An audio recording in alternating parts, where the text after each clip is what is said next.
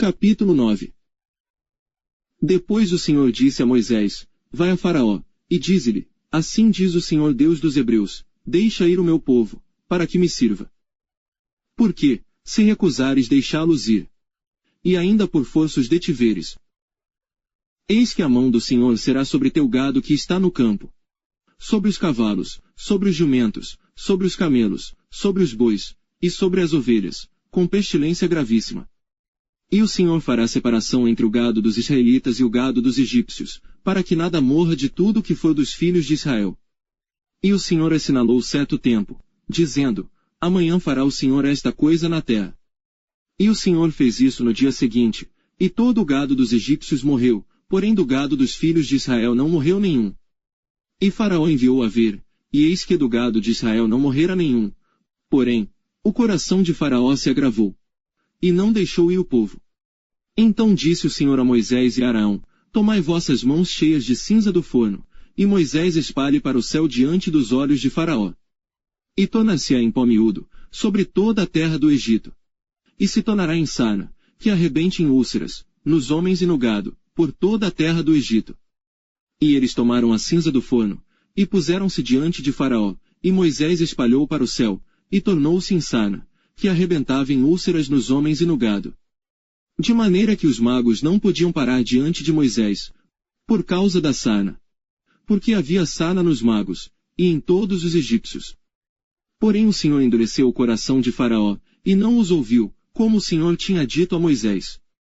Então disse o Senhor a Moisés: Levanta-te pela manhã cedo, e põe-te diante de Faraó, e dize-lhe: Assim diz o Senhor Deus dos Hebreus, deixa ir o meu povo, para que me sirva.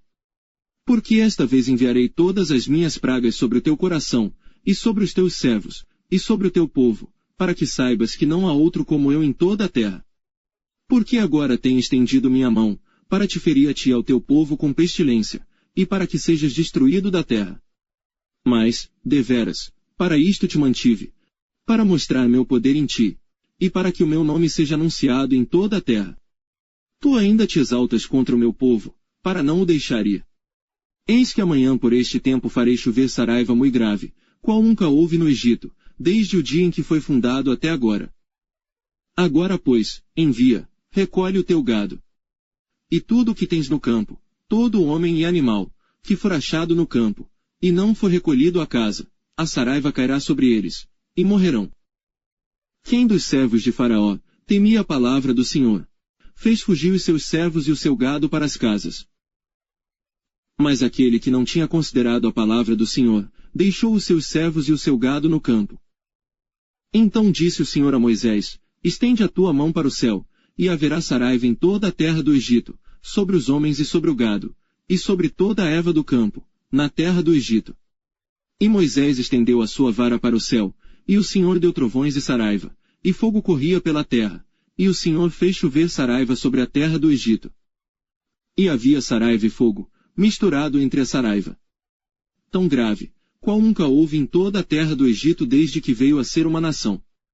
E a saraiva feriu, em toda a terra do Egito, tudo quanto havia no campo, desde os homens até os animais. Também a saraiva feriu toda a erva do campo, e quebrou todas as árvores do campo. Somente na terra de Gósen, onde estavam os filhos de Israel, não havia saraiva.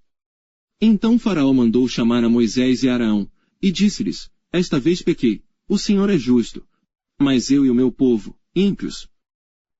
Orai ao Senhor, pois que basta, para que não haja mais trovões de Deus nem saraiva, e eu vos deixarei ir, e não ficareis mais aqui.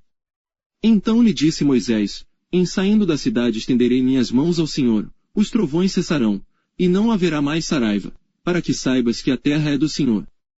Todavia, quanto a ti e aos teus servos, eu sei que ainda não temereis diante do Senhor Deus. E o linho e a cevada foram feridos, porque a cevada já estava na espiga, e o linho na haste. Mas o trigo e o centeio não foram feridos, porque estavam cobertos. Saiu, pois, Moisés da presença de Faraó, da cidade, e estendeu as suas mãos ao Senhor, e cessaram os trovões e a saraiva, e a chuva não caiu mais sobre a terra.